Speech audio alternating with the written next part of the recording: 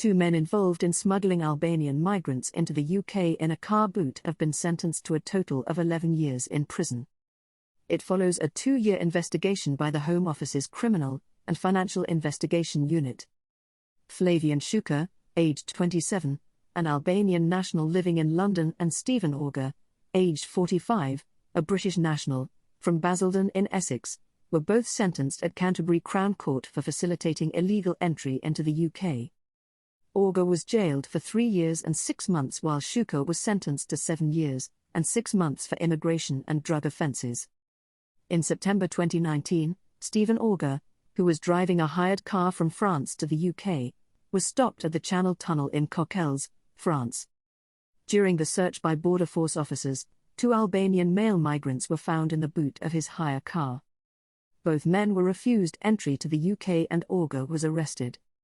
The subsequent investigation found that Auger was helped by a facilitator who was later identified as Flavian Shuka, who was living near to where the car was hired.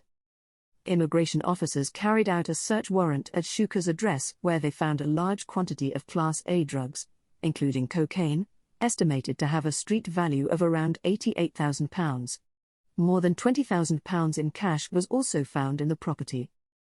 Auger was found guilty following a trial for facilitating illegal entry into the UK, and Shuka pleaded guilty to the same charge. Shuka also pleaded guilty to possession with intent to supply Class A drugs. Immigration Minister Robert Jenrick said, "This brazen attempt to cram illegal migrants into an incredibly tight space and smuggle them over our border is unacceptable, and we will not stand for it. These sentences show that we are bringing to justice these gangs, who put profit before lives by smuggling vulnerable people into the country so dangerously. They also demonstrate that we will take a zero-tolerance approach to anyone caught dealing drugs in our society."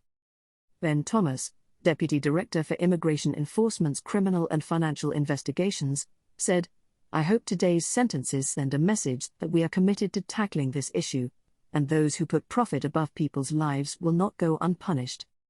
My team worked tirelessly to bring to justice anyone attempting to smuggle people unlawfully into the country and will continue to do so."